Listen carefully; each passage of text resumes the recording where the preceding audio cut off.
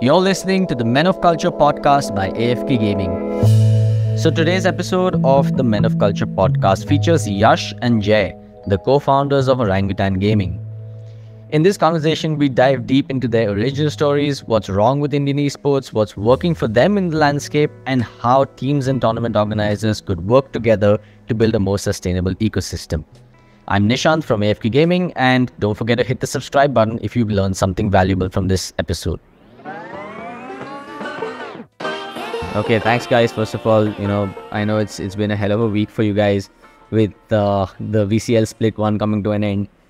Let's start off right at the beginning, right? I want to understand what is your origin story for Orangutan Gaming, when, why, and how did you guys start, and what's the vision? Yeah, do you want to take that up? Sure. So Orangutan started in 2021 of May, and so Yash and I happen to be friends from almost 3-4 years now, and both of us were doing different things when we had first met, and when COVID kind of hit India and the world, that is when gaming in India and esports in India kind of took a big. It went from nothing to everything. Everyone was sitting at home playing video games. All these smaller tournaments became much bigger with prize pools and brands coming in. And like Yash was the one who followed esports very closely. And I did not even, the only game I played was CS and probably some FIFA. And Yash had been following esports worldwide since a while. And, in, I think Jan of 21 is when we met, and he just briefly told me that, I might start something into gaming and esports. And I was like, okay. Then again, we met another time in March, and that is when he told me that, I'm ready with a plan. If you are up for it, I'm looking for a co-founder. And, if he gave me a huge file and he told me, this is the plan. He asked me, do you know 100 Thieves? I was like, no. And he told me, then he gave me, shared a few links with me. He told me what exactly they do. And I almost took a couple of months to understand the whole landscape. And at that point of time, I was doing something else myself. And, the vision that Yash had told me about how he wants to become one of the biggest esports organizations in the world. And this was one of the closest thing I thought was anything close to sports. Like, if you want to compare it to cricket, football, I think esports comes very, very close to sports when it comes to the business side of things, how you just treat it as a business. And that is what kind of made me my inclination towards esports kind of shifted. And for me, I've been following sports for a very, very long time, and that is when I thought, I always wanted, if I knew that I could make a career in sports early on in my life, I would have studied and done things which would have helped me achieve that. And I keep telling everyone, this is the closest I could come to sports. And, the way we treat everything at Orangutan, it's like any other sporting franchise. So, yeah, that is how we started. Then it was Yash and me who literally sat down in a 200 square feet office and started planning Orangutan, the structure, how we want to build, which are the teams we want to enter into. And now, from a 2-member team, it's become, we are a family of around 75 plus. So I'm probably one of the biggest esports team when it comes to, even the people involved in running it. So yeah, that is how we kind of started off. Yash, Jai mentioned that you were an esports fan before you started this. What kind of esports were you following? Were you trying to go pro yourself? Any aspirations there? I was supposed to go pro in CS 1.6, but my aim wasn't as good as it should have been, and I realized that pretty soon. So, early on in my life, I wanted to be a professional footballer. I played for Mumbai FC before, captained it as well as a left back, which was very new that time. A left back captaining a Mumbai FC team. But I think it was a good journey. I had a really big injury on my hand in my college days, though because of my own fault. I was partying a little bit too much, and I fell down and broke my hand, and it took away almost 11, 12 months of my footballing career. So, I always used to play games ever since I was about 9 years old. And CS Condition Zero is the one I started with, went to 1.6, and used to go to a lot of cafes, still go to a lot of cafes almost 4, 5 times a week playing, 1.6, 5v5 LANs. So that is where my love for esports comes in. And I really like the whole industry. I think it is as good as any other sport, as Jai mentioned. And I feel in India there's an opportunity for us to make something really big and something which is really sustainable in the long run, not an organization which does not care for its players, but we also want to be an organization which makes money. And that's the whole idea behind starting Orangutan and the different verticals we have under Orangutan. Interesting. You mentioned that the current state of the org is 75 plus, right? This sounds like a behemoth to manage. Can you tell us what the org structure is like, and what are the key challenges that you face when managing such a big workforce? So I'll take it one step back where we started with just two people, me and Jai.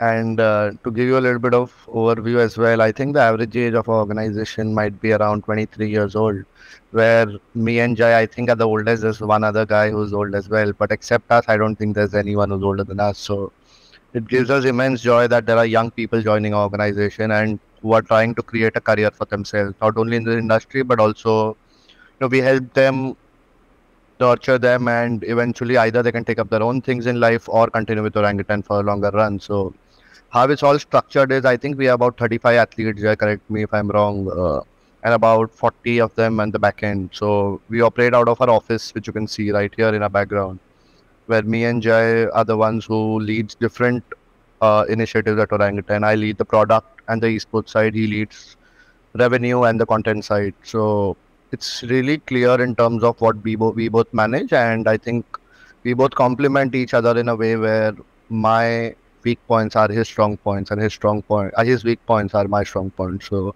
that's how we have kind of bifurcated our responsibilities, so we don't get into each other's way, but we also take key decisions together as a team. So we both are one team where I let him take all the decisions on the revenue end, though I give my opinion as well, and he lets me take my esports decisions in terms of players, teams, games, and also I take his opinion on how it could affect on the revenue side as well. And Jai can tell you a little bit more about how everything is structured below. Yeah. So as Yash mentioned, our roles are very well defined, and then one thing that when we were building our organization, one thing that we were very sure of, whatever we are building for the future. We are not building for a short period of time or say 1 year, 2 years. It is something, even the people, whoever is working at Orangutan are trying to build a career, and they have to grow with us as an organization. And that is what's happening, and that is what makes them stick by us, because a lot of people were there when we were nothing. A lot of people have seen our ups and downs, and now all the highs and lows are shared by each and every person. So we have four departments. One's the revenue generation or partnerships department. One's marketing. One's which obviously marketing includes PR, social media, everything, branding. Then we have a very big content and production team. So all the content that you see on our YouTube, Instagram, everything is produced in-house, shot in-house. There's nothing that we outsource to anyone. Even all the different IPs like Beyond the Server, My Conquer, all the different IPs are also produced in-house.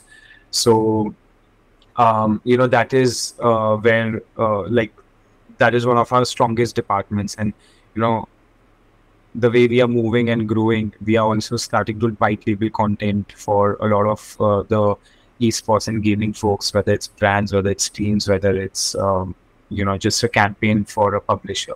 So we are working on those ends also, because we see that as a good way to,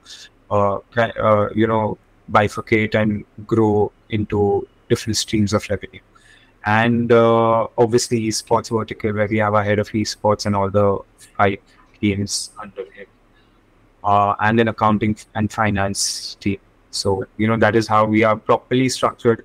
It might sound a little corporate, but it is not. It is as just as a startup. It's just there's a structure to everything. We have roles and responsibilities very well defined for each one of them, and that is why they can all work and focus towards what they are good at. And one of the things that we did differently when we were building our teams was we did not hire anyone from the esports background. So including me, I don't have a history of esports, and it's very similar to the team that is working at Orangutan. So a lot of people, if you see, they might have played all these games before, but they didn't really know about how esports operates or what is it that you do for an esports team, because everything was very new back then. And now everyone's converted into like the esports guys, and everyone's playing games after 7 p.m. It becomes a cyber cafe here in the office. So yeah, and so the idea behind that was to make sure that everyone coming from different backgrounds of finance, marketing, content, they bring in their expertise from their previous jobs or wherever they work into Orangutan, bring a very different perspective and thought to us, and that is why we are able to create that unconventional content that you see out there. Because if we followed what a lot of other people are doing in the Indian scene, we would have been one of them. We wouldn't have been able to set apart how we are different from all the other organizations. Though we take a lot of inspiration from both Indian organizations and international organizations, we see what is possible for us to do, and we try and learn from their mistakes, and we know that okay, this is something that we don't need to do, and this is something that we can make it better than them. So that is how we, even when it comes to sponsorships, I'll give you an example. Before Orangutan started, I don't think any organization prominently had a sponsorship deal or had cracked a monetary sponsorship deal. We were one of the first guys in the teams space to be able to bring a lot of the endemic and non-endemic brands. So when one of our first partners was Fan Clash. When Fan Clash, we were the first teams they signed, and after us, they obviously signed a lot of other teams. Similarly for Router, Cybart, now Puma, all these different brands that we are working with. I think we are the pioneers. We are actually helping them come into introducing the brands into the esports industry. Obviously, the tournament organizers are working with multiple different brands, but when it comes to team specific sponsorships, I think we led the way when we started off. We also took almost 6 months to get our first sponsor in, but after that, that is one of our key differentiator, and something that we do very differently, because logo placement and like a lot of people have not been able to crack the structure also, and now obviously brands are only helping the orgs build a structure to what they need after working with us. So that is how we've been different, and yeah, that is how these are the 35 people in this particular office. And then at our boot camp at the Forest, we have 4 teams. We have the BGMI team, Free Fire team, Valorant men's roster and women's roster. And we have a Pokemon Unite team which operates out of Taiwan. So these are the 5 rosters that we currently have. Got it. Super interesting. I think it does sound like a hell of a task to manage, and it makes sense that you've gotten folks from outside of esports to come in and bring that outside perspective on things. I kind of resonate with the fact that esports has become a thought bubble where a lot of people seem to have the same and similar ideas just floating around, and the language being spoken to brands and potential partners has been more or less the same. Glad to hear that you're trying to change that. Okay, so I'm going to throw you guys a couple of softballs, and then we're going to go into the curveballs. Okay, So the first one that I want to talk about, and you mentioned that you're doing something different to other orgs, is or to add some context, OG has basically bulldozed through split one of VCL SA, right? Practically no competition, a flawless victory right from start to finish. What's the magic formula there that you can talk about publicly, of course, and what is everyone else doing wrong? Because this isn't luck. You don't win 13 14 games in a row without losing and chalk it up to luck.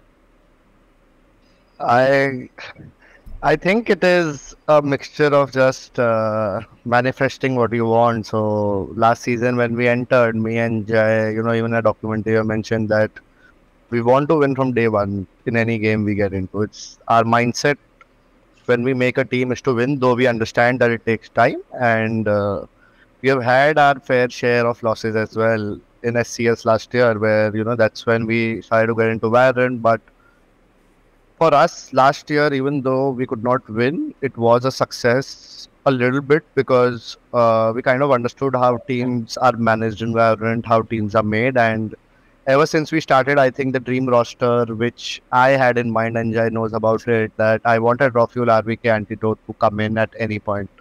So even when we were first making a roster, I was very, very, very keen if those three are interested. Those three were interested, but because of they were representing another organization, we did not want to get into a dialogue and kind of disbalance their whole chemistry within the team. So we just waited for the contracts to get over and we got them in. Those three guys are magic with Tez, who is also our home product. We kind of got in imports into the scene when no one else was thinking about it as well, because we didn't want to make a team which wins in India but does not do any damage internationally. We wanted to have our best shot when we go to Ascension, and yeah, that was a goal, that was a vision, to play international from day one in Valorant. We could not do it in SCS, we came third, which for a new organization and new team is not bad, with how good G Velocity are as organizations, and also they have had a history of success. So for us, we did not want to come in and just be another one of those orgs who challenges them but can't beat them. So now I think I'm pretty confident in my team, and we have had our ups and downs, and to be honest, winning is just hard work. All these guys have put in hours and hours and hours of effort into the game, and I don't think the only differentiator between us and other teams is that, I think skill-wise, everyone, almost the top 4-5 teams who have come, either play second, third, fourth, fifth. Skill-wise, we are all the same. But our key differentiator is our captain, our players, the mindset they have, and the kind of back-end support we have given them in terms of, all at office going for their matches, the coaches being really, really good. We have our assistant coach called Sky in as well. We have Doc as the coach. We have Rajabai as their manager. So we have made sure the players are in the comfort zone while they're playing, but they're hyper focused on what they want to do.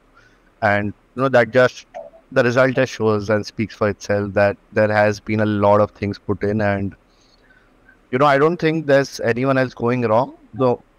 I think everyone had pretty good rosters in, but rosters don't win you matches. Like players or rosters can win you individual matches, but your backend team is going to win you all the championships you want. So strengthen your backend team, strengthen your coaching department, your managerial department. From the orgs perspective, strengthen your backend as well. And I think that's the all of these things have to come together for a team to win. It can't be just the players or the coach. I think a couple of things from me. What was different, what we were doing compared to all the other teams.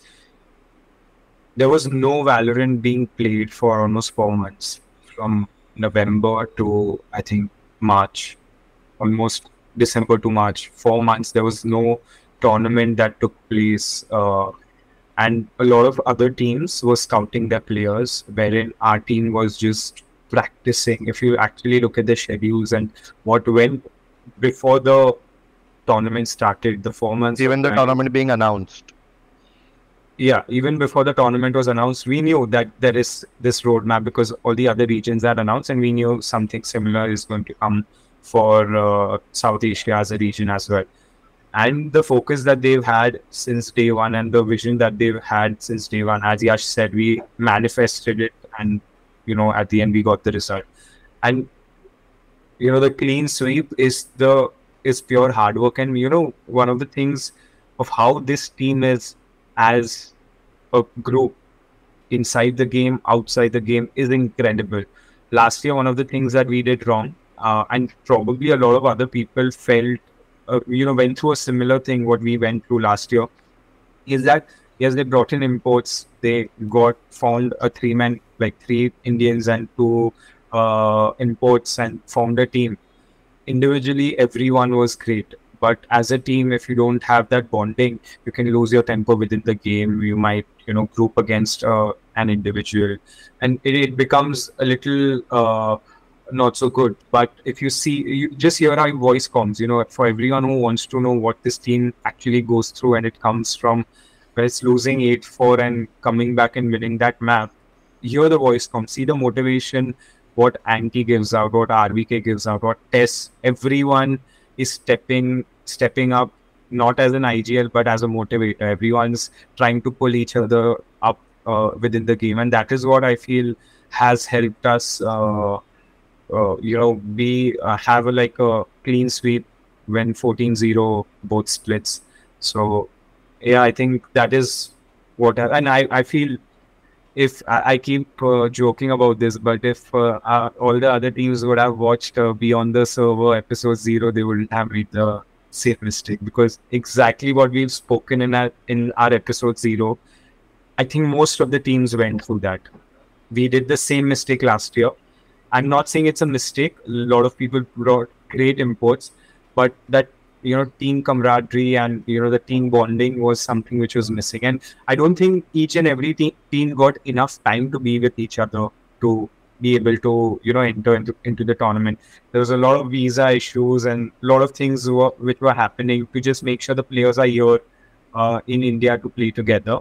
But I think that was the time that we leveraged and made sure that our team is getting better and better. Okay, let's zoom out from rosters and talk about the industry as a whole, right? It's no secret that the esports industry is going through a tough time right now, both globally and locally. Locally, we've seen some signs of light now that BGMI is back on probation and possibly here to stay.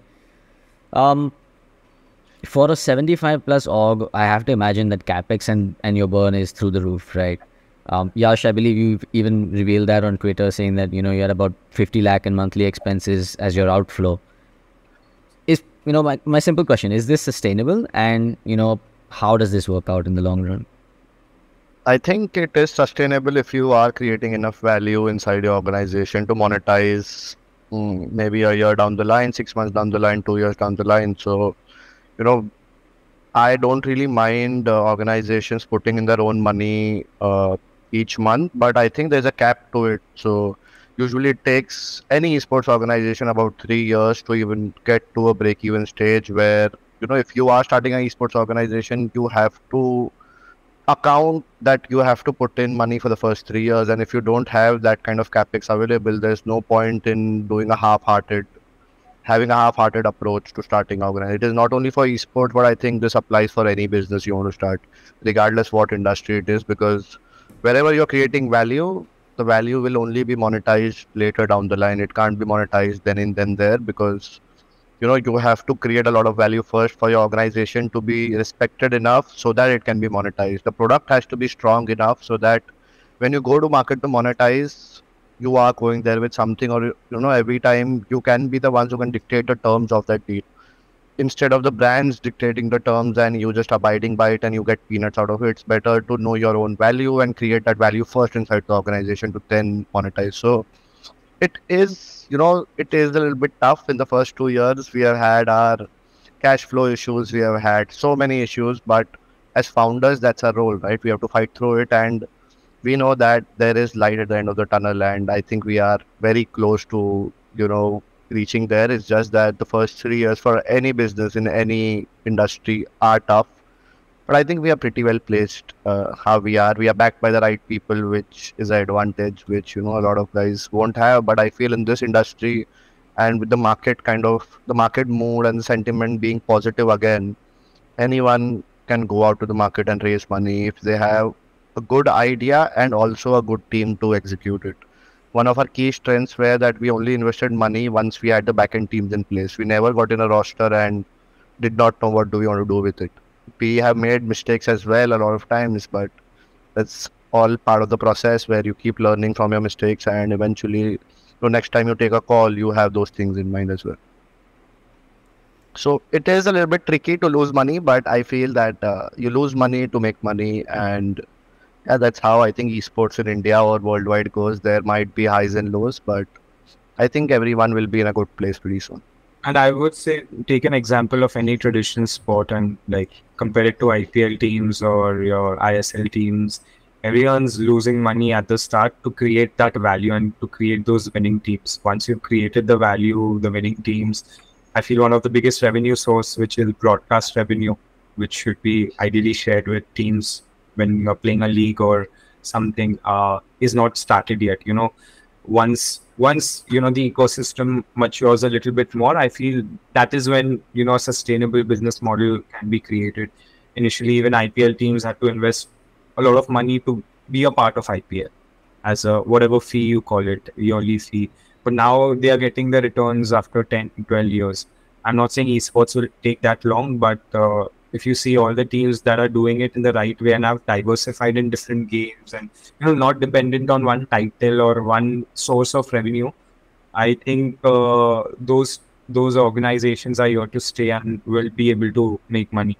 Because to be honest, 50 lakhs a month, if after 3 years of operation, is not difficult to earn. If you have the right sponsors, if you have the right value that you're giving to the sponsors, you can easily break even and we can operate Orangutan as a EBITDA positive thing, but obviously we wouldn't be able to scale it at the level we want to. So the reason why we keep investing in growth and different teams and just diversifying ourselves into different regions. That is the reason why I think that a lot of investors, if we ever go for a fundraise, don't know how a team can scale, and we want to show them that this is how scaling in esports can happen. The beauty about an esports team is that you can be an Indian organization having a team in America, having a team in Europe, you can have a team in Singapore. So and again enjoy all the revenues coming in from those regions. For that, your base needs to be set. You need to have a little bit of history of doing well for people to trust you. I'll give you an example of when we formed our women's roster. Today, each and every person in the SEA region knows Orangutan because of our women's roster, and that is the kind of damage that the women's team has made within the competing with SMG, RRQ, all these different organizations. Automatically, people know Orangutan because of the women's roster. So, we are making those strategic decisions in different regions to make sure people trust us. Like last year, our Pokemon Unite roster, we're not sure. A lot of teams come here, and when you're picking up roster, we're not paying advanced salaries. They are like, you'll be scams. You'll take our money. You'll say that you'll pay us, but you don't pay us.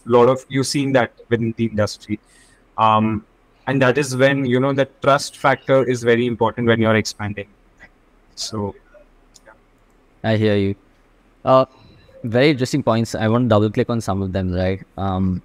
So one, you talked about creating value that can be monetized a little later down the line, 2 to 3 years down the line.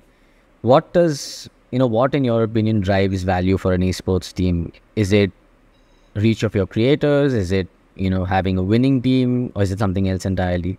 What is it that allows you to go to a brand and say, hey, I am worth so much and I will not take below this for activations for your brand? I feel it's a mix of a lot of things. How you're positioned as an esports organization, number one. So, ever since we started, we wanted to be in our own category. Like, we don't want to be compared to anyone else because we do things a different way than a lot of other esports organizations do. I know there are a lot of other content organizations in India as well, or creators organizations, but our main focus was to make sure that we are winning, creating the right community, right fan base around Orangutan, having great merch which our players get rep at different tournaments. Puma, our partnership deal with Puma also showcases that. And I think the content we do is also a key factor where it helps us position in the right way. So our branding, content, fan base, the kind of winning teams you have, the kind of faces you have in the organization in terms of players, content creators, and overall the vibe of Orangutan should be really cool for a brand to come in so that they feel that we are matching them, if not beating them in terms of our reach, community, branding, etc. Interesting. And I think it's a mix of both. Today, when you're, a lot of brands invest into other esports teams, and even though they have the reach and all, but because their content is not up to the mark, or just they don't have enough people, or proper people to execute certain deliverables or timely deliverables. I think that is another gap that we've seen, because today when you are partnering with a brand, it becomes about relationship with them. It's not about, okay, these are the deliverables, I take all of them. How is it that you can create value? How is it that you can suggest that, okay guys, this is not a part of the deliverables we agreed, but okay, let's do this because it's an opportunity. I don't need any extra commercials, but you go out of the way to do things for them. And that is when that trust is created, and automatically, see, at the end of the day, you might have 1 million views but 300 conversions, or you might have 50,000 views and 1,000 conversions. What is more, engagement has become so important for every brand, and that is something that we can provide. And our engagement is much better than a lot of the other esports organization. Obviously, building a community, and that is what brands are looking for, but that's a process. And we do not charge some absurd amount. Everything that we quote to a brand, or any amounts that we're asking, is all very practically thought through. And and that is when they also see, for example, if they have 2 crore rupees to put it for 3 months in an IPL team without getting any branding or just taking some licenses, versus putting 2 crore in an IPL team taking a title sponsor spot. That is how we are able to derive that value for a brand, that 1 year long partnership versus IPL.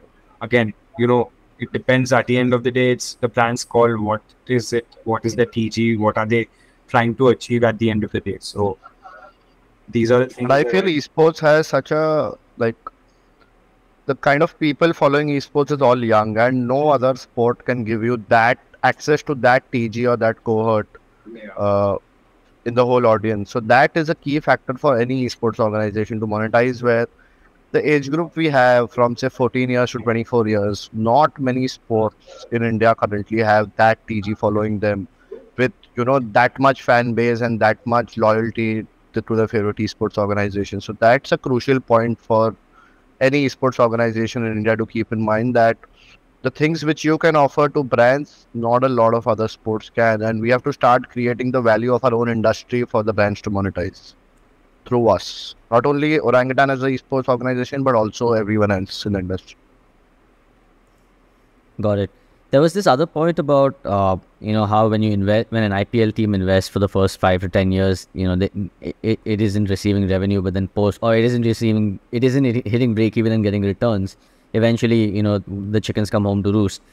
Tell me a little bit about how that works in the context of esports, right? Because when you invest in Orangutan, you're not investing into a league, and you're not entitled to revenue or a share of revenue from what the league or the tournament makes, despite using your brand and IP. How do you view this? Is this a challenge that needs to be overcome, or is this just the way things are in esports and you need to work around it?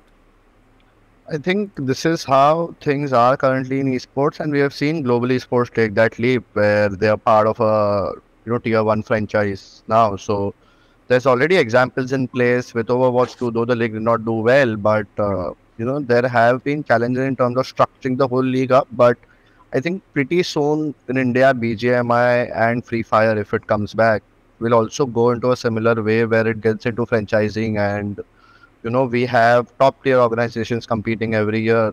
They might have some underdog slots as well, so that talent can be nurtured on those ends as well. But we are pretty near a revolution in esports in India, where a lot of things might be regulated from the government's end, but also regulated from the tournament organizers end. And No, we are very hopeful as esports owners, not only Orangutan as a organization, but we are also in touch with all the other uh, owners of esports teams, and we are trying to come together like we did in Valorant to kind of help shift the dynamic in our favor a little bit as well, where we are also taken into consideration in terms of broadcasting revenue, in terms of jersey visibility, in terms of content which we need from the esports matches we create. Because to be honest, without the esports teams, there's no esports or there's no tournament. So, it all goes hand in hand, where the TO does his part, the game publisher does his part, the esports organization do their part, the news agencies like AFK and a lot of others do their part, and the players do their part. It's all five of us coming together, creating a unique product, which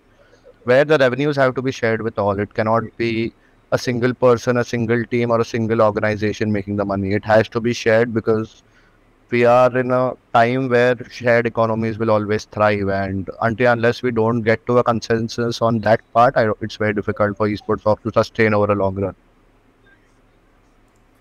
Do you see media, beyond media rights and sponsorships, do you see any other revenue sources that are viable for Orangutan in the short to medium term, specifically around user monetization? So I think, at Orangutan currently also we have more than just one stream of revenue. We also are monetizing our content, all the different IPs that we are creating. We'll soon be able to monetize all of them, because obviously when you just have an idea, it's much difficult for you to sell it to a brand, versus you have a podcast season 1 ready. For season 2, automatically it becomes a monetizable asset for you. So content is one of the bigger ways that we want to monetize. Even merchandising is going to kick in very soon, probably by the end of this month. And I don't think any esports organization has done anything breakthrough in the merchandising space. We want to try and create that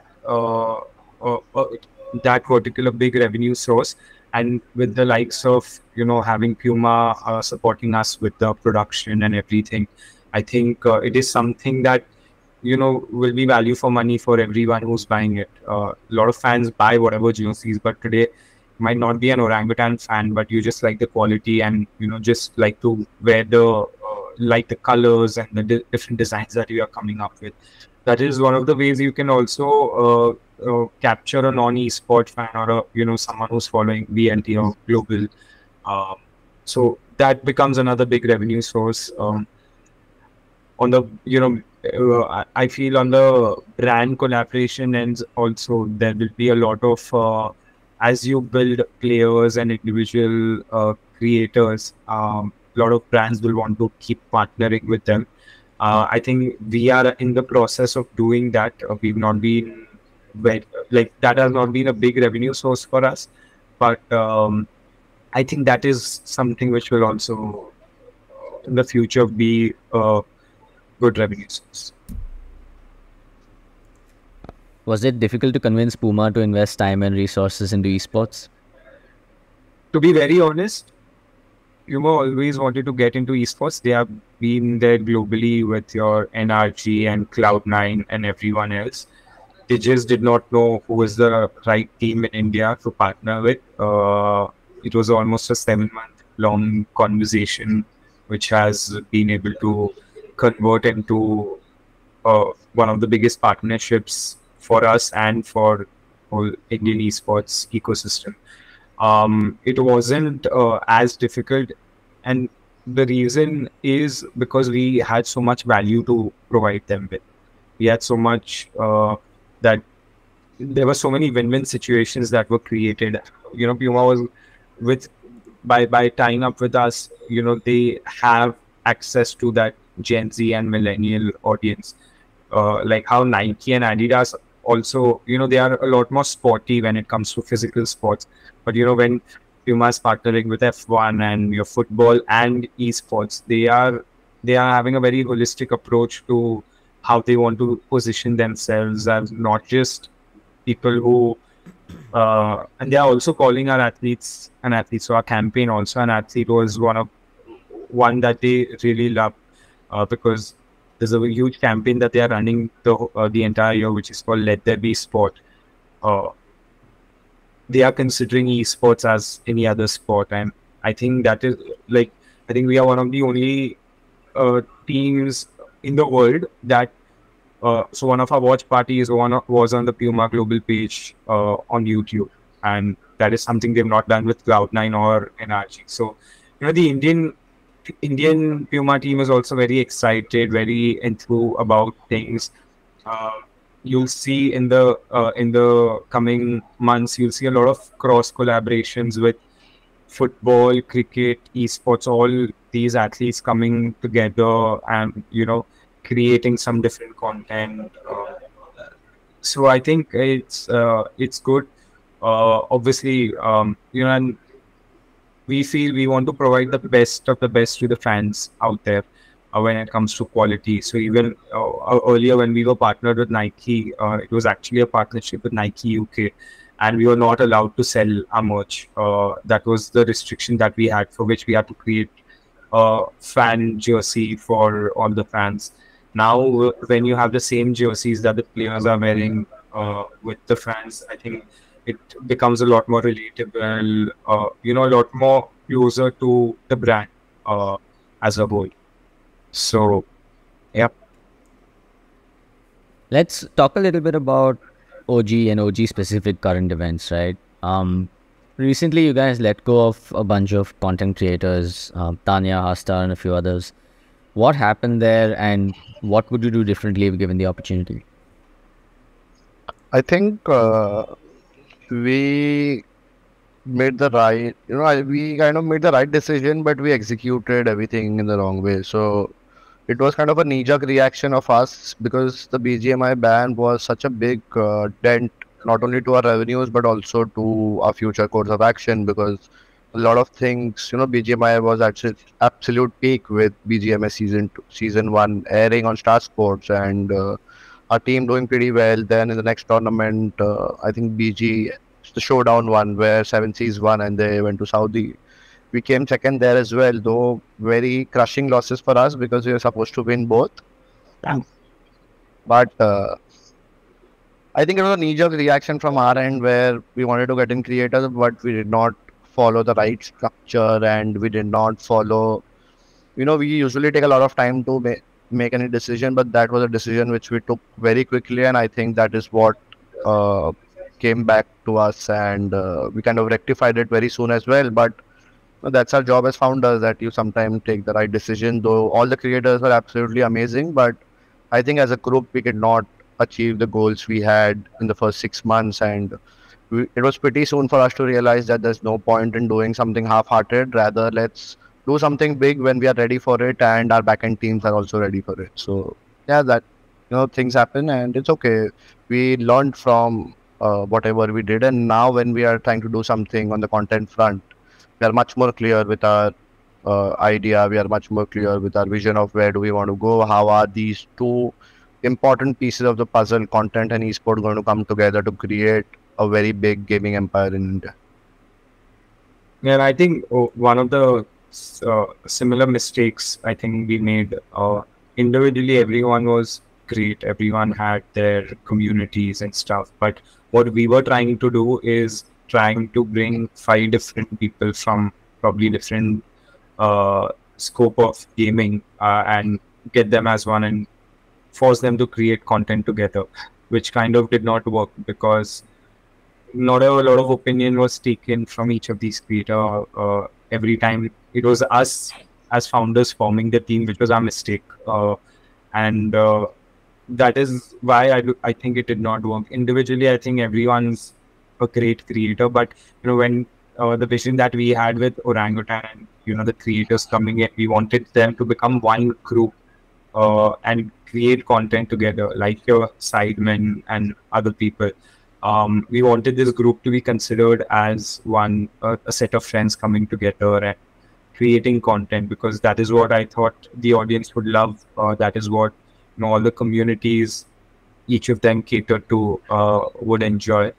But it did not work out. And I think one of the reason of the game also not being, a lot of them were BGMI creators, and they were also at their low point. They did not have a lot of motivation, and like it was a two-way thing. But now I think you'll see we are already working towards it. It's not a vertical that we are scrapping off. We are trying to rebuild, but this time in the right way, and making sure there's no. We are taking our own sweet time to kind of build that. And when it happens, I'm sure it will leave a mark within the industry. You mentioned that, one of the things you've got going for you is that you've got some pretty reliable backers. What can you tell us about the people backing Orangutan Gaming today? I think Orangutan is a board-led company. So we have a board of directors and an advisory board who, are above me and Jai. So we are answerable to them on a quarter-to-quarter or a month-to-month, week-to-week basis, where those are the guys who are helping us out with our decisions as well. Though we have all the control over all the decisions we take and how we want to shape Orangutan ahead, but those are guys with immense experience. So we have Dr. Asif Drabu, who was the ex-finance minister of Jammu and Kashmir as the chairman of our advisory board.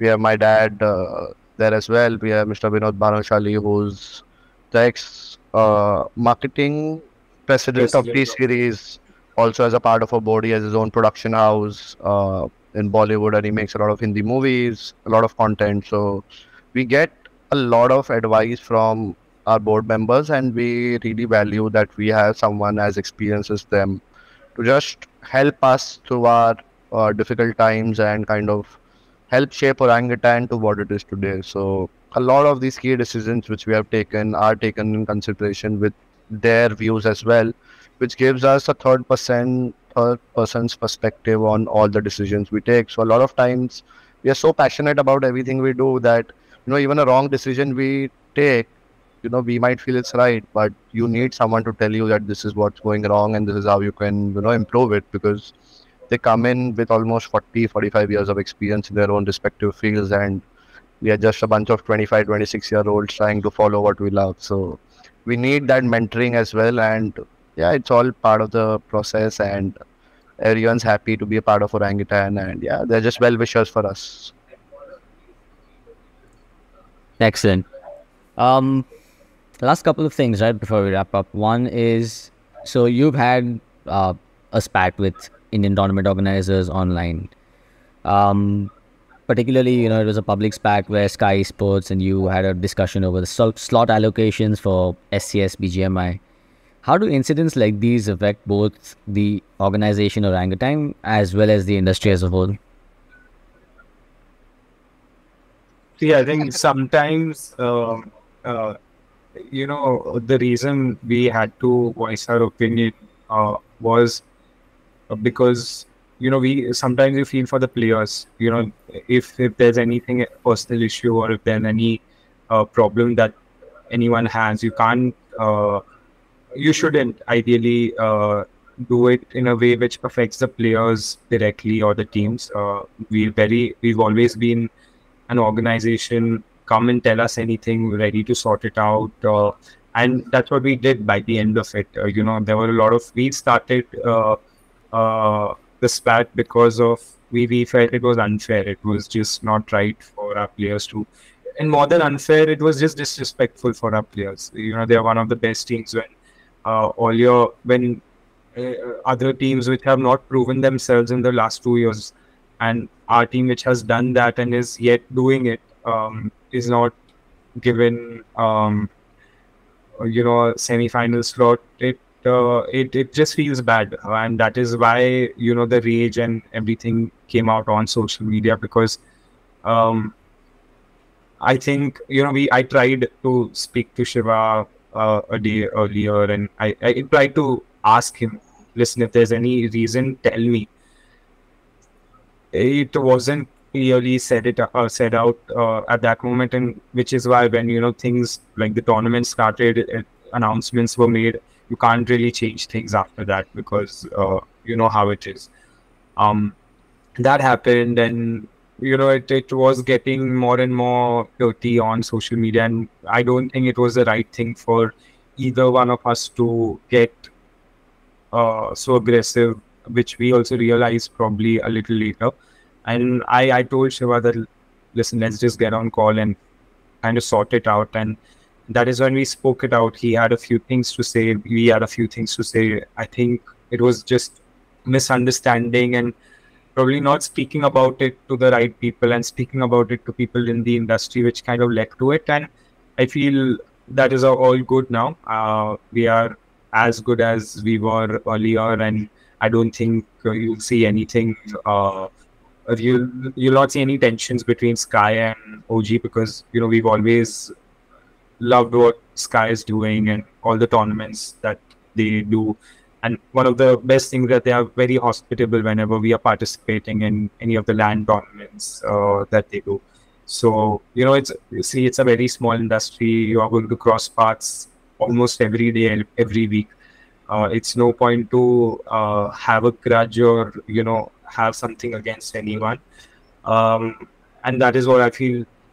A lot of people have to come to a consensus, because if you're going to keep fighting, it's just not helping the industry as a whole. There are then sides being taken and people have their opinion. For us to grow as an industry, it's not just Orangutan or the teams. It is everyone who needs to put in the effort to, because for us, it's industry first, and then everyone else will grow automatically with the industry. All right, 2 more questions, and I'm going to let you guys get on with your day. The first one is, do you think the first attempts at some sort of formalized tournament structure, which is BGMS and now VCL, do you think these were worthwhile investments, both from a business perspective as well as a brand perspective? I think for me, BGMS was a big success. In terms of what Nordwind did, I think whatever they do is groundbreaking in terms of getting it on TV. That was the biggest validation all the esports organizations and the industry needed, that this is the scale at which we are operating right now and we can operate. So that kind of belief to be put into the ecosystem is groundbreaking, and I think only Nordwind has the balls to do something like that and pull it off, because the whole tournament was organized in a way which was very good. Though we do have our own conversations with them about monetization and how we can be a part of it as well. But I think the leagues are too nascent now. I think let the scene get bigger and then we can talk about these things, because you only share revenues once you are breaking even as well, right? So Nordwind first has to make money, the game developer have to make money for us to make money. So let it go in a way which is very smooth and organic, rather than us trying to force all these tournament organizers to do a revenue share or revenue split. But we are happy to wait for a chance, but we are united as a whole. So the one good thing about esports right now, esports organizations right now, which was not the case maybe 2 years back, is now all of us are united for a common cause. So if there is any unfair practices being taken up by any of the TOs, game developers, we'll come in as a united front rather than different organizations putting in their own view. So that is the biggest win for me after the game got banned, that during the VCL as well, all of us came together for certain things and we got them. It will be the same for BGMI as well. It will be the same for any other game we organizations all want to enter into. So having a united front is good, where even we have our chance to speak to the right people that we deserve things as well, because we are doing as good as you in terms of helping the ecosystem grow. And if we are a key part of it, why are we not a key part of us being a part of all the revenue opportunities available as well? Because to be really honest, no esports organizations, there are no esports tournaments. Like, if you don't have all the top tier players in your tournament isn't going to be as big as you want it to be. So we are, even if you don't want it, we are a key player in the whole ecosystem. And if we are not taken into consideration, we are happy to wait for a time, but eventually there will come a time where we all will unite and make sure that our voices are heard. We want to create a win-win situation where both of us are equally rewarded for the efforts we take. Last one from me, at what point do you guys hang up your boots and say, okay, OG's done what it set out to do? Never.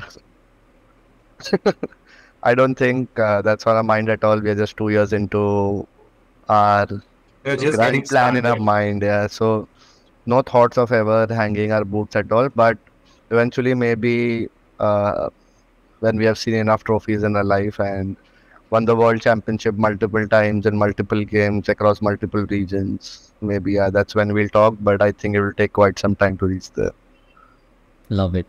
Great. Thank you so much, guys. It's been a pleasure chatting with you. If there's any shout outs, anything you want to throw in here that we've not discussed, please go right ahead. Okay. No, I think everything is discussed. Thanks for having us. I think, AFK has been a great part of spreading the word about orangutan since day one. Whatever we do, all the achievements, you all have made sure that the community knows about us, and